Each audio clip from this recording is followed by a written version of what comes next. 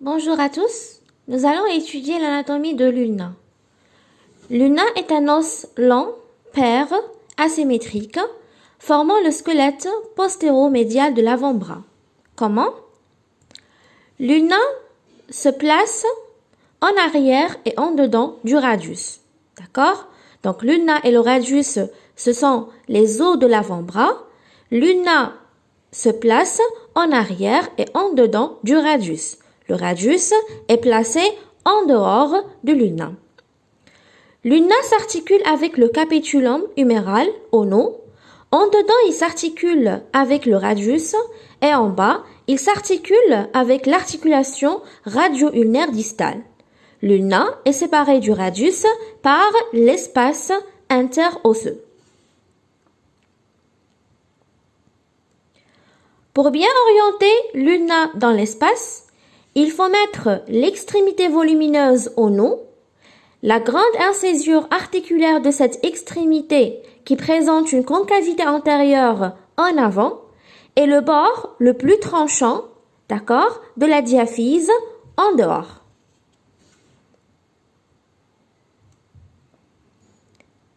L'ulna est un os lent, automatiquement il présente la diaphyse ulnaire, c'est-à-dire le corps, et deux extrémités. L'extrémité proximale ou bien l'épiphyse proximale, l'extrémité distale ou bien l'épiphyse distale. L'ulna a une forme prismatique triangulaire à la coupe, donc il présente trois faces et trois bords.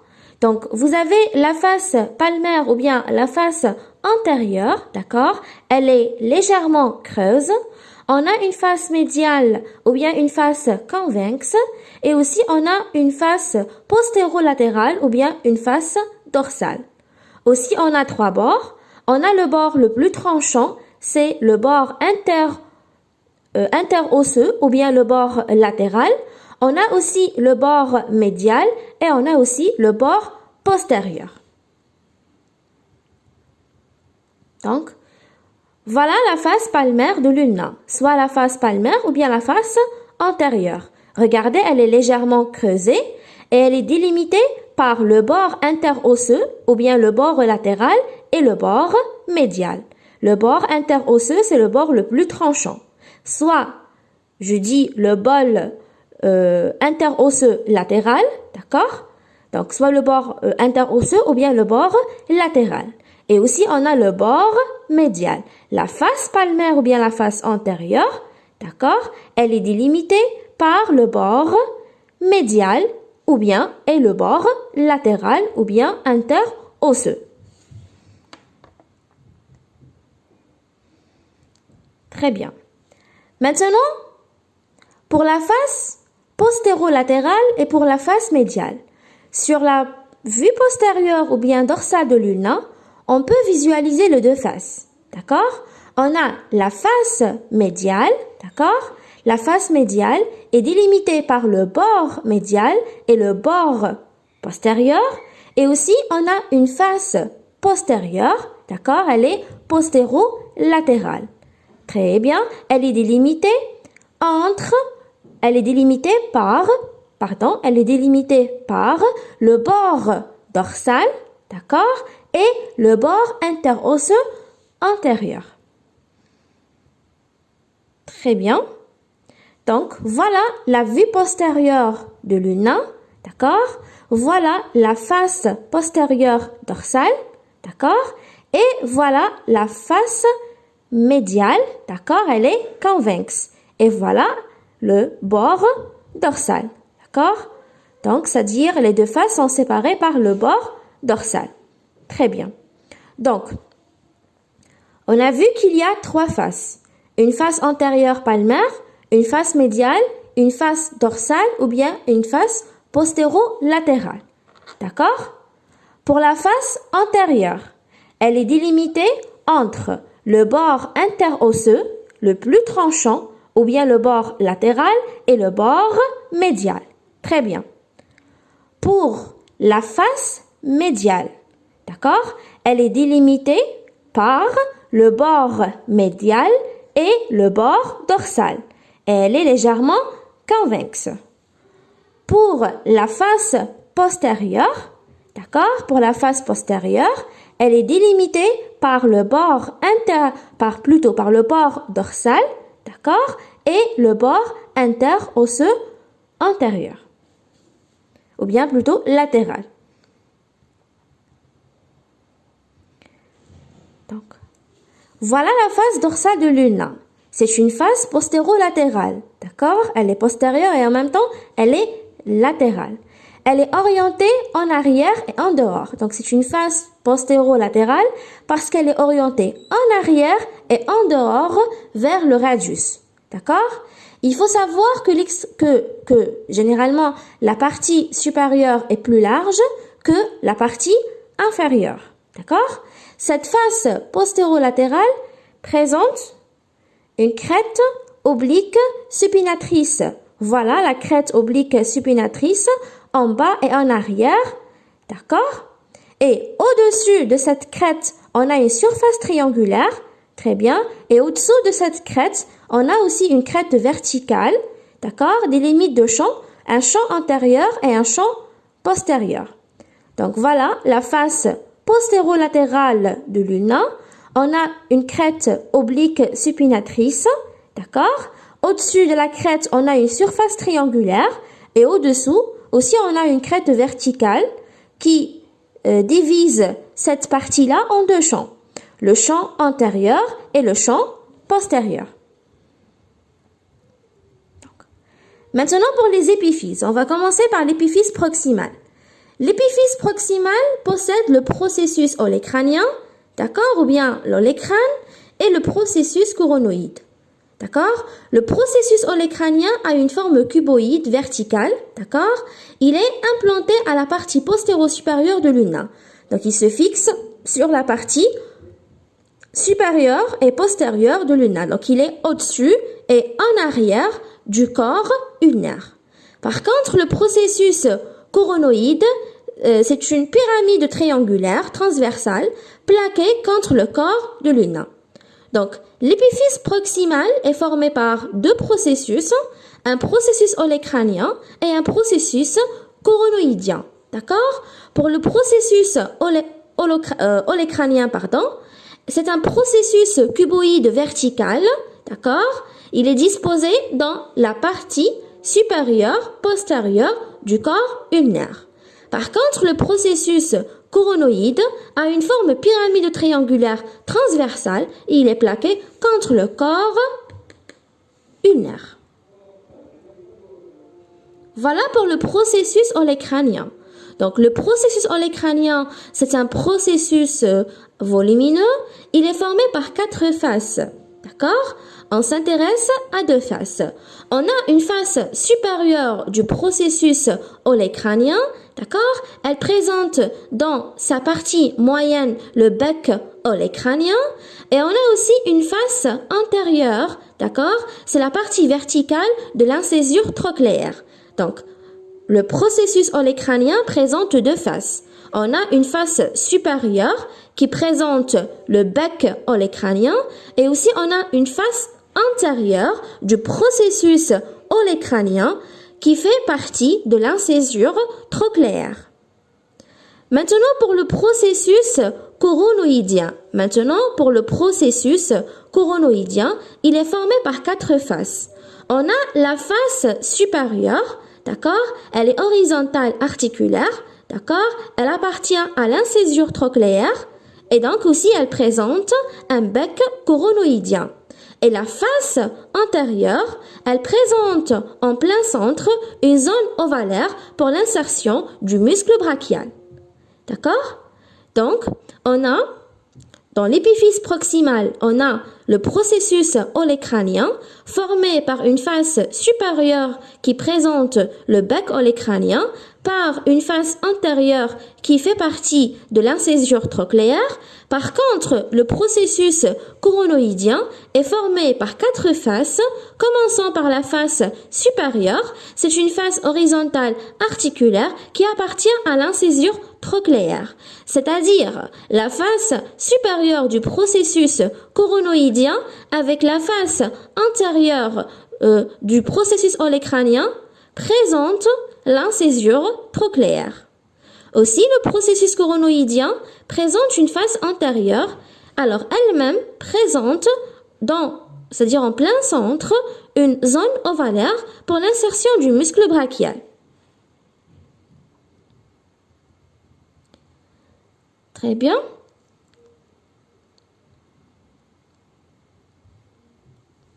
Donc, voilà aussi une face latérale du processus olecranien. D'accord? Donc, généralement, elle est haute et large, d'insertion tendino-musculaire, capsulaire, d'arrière en avant. Donc, aussi, le processus olecranien présente aussi la troisième face, qui est une face latérale. Généralement, elle est plus large et bien sûr plus haute, qui donne l'insertion à des tendons et à des muscles. Après, on va détailler les muscles. Pour le processus coronoïdien, d'accord, aussi il présente une face latérale. Elle est occupée par une surface articulaire, l'incisure radiale, qui répond au pourtour de la tête radiale. C'est-à-dire que l'ulna s'articule avec le pourtour de la tête radiale à travers cette incisure radiale. D'accord?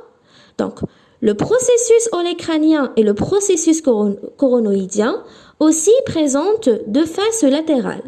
Le processus olecranien présente une face latérale, elle est haute et elle est large, et le processus coronoïdien aussi présente une surface articulaire appelée l'incisure radiale pour s'articuler avec le pourtour de la tête radiale. D'accord? C'est-à-dire l'ulna s'articule avec le radius, c'est-à-dire la face latérale ou bien l'incisure radiale du processus coronoïdien s'articule avec le pourtour de la tête radiale.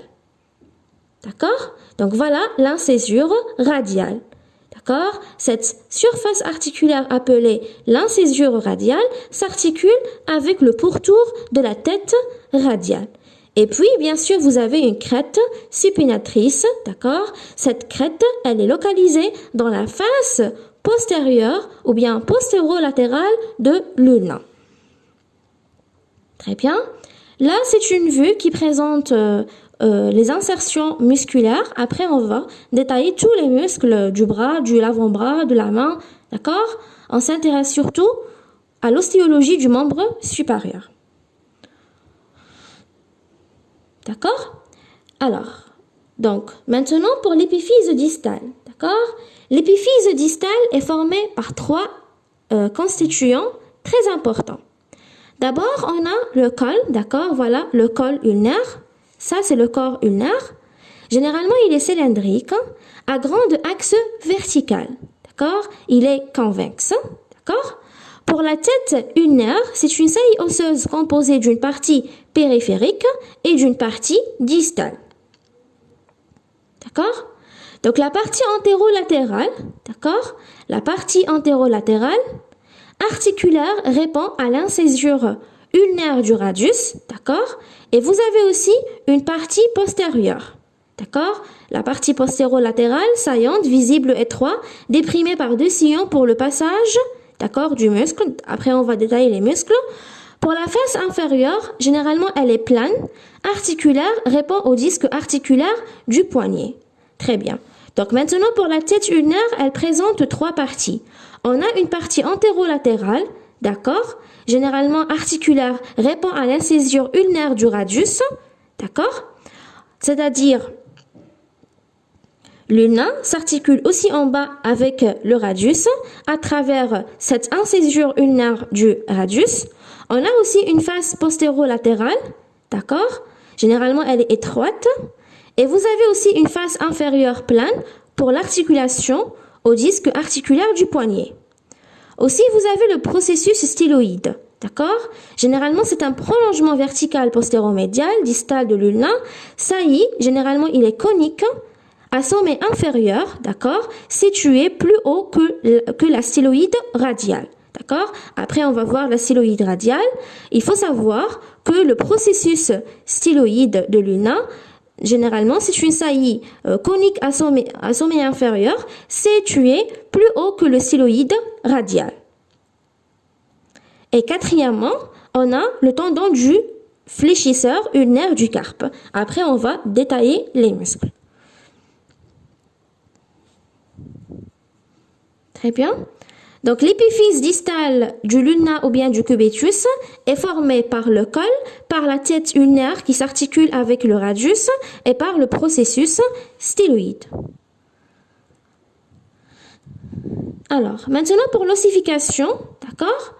L'ossification, vous avez le point central d'ossification primaire diaphysaire. Donc ça, c'est le premier point d'ossification. Donc on commence l'ossification de l'ulna à partir de ce point-là, vers la 5e semaine de la vie intra-utérine. Pour le point d'ossification secondaire à l'épiphyse proximale, généralement l'olécrâne, c'est-à-dire ça commence par l'olécrâne, d'accord, à l'âge de 9 ans jusqu'aux 14 ans, d'accord. Et vous avez aussi le point d'ossification secondaire à l'épiphyse distale, généralement commençant par la tête, d'accord, généralement vers l'âge 6 ans à 9 ans.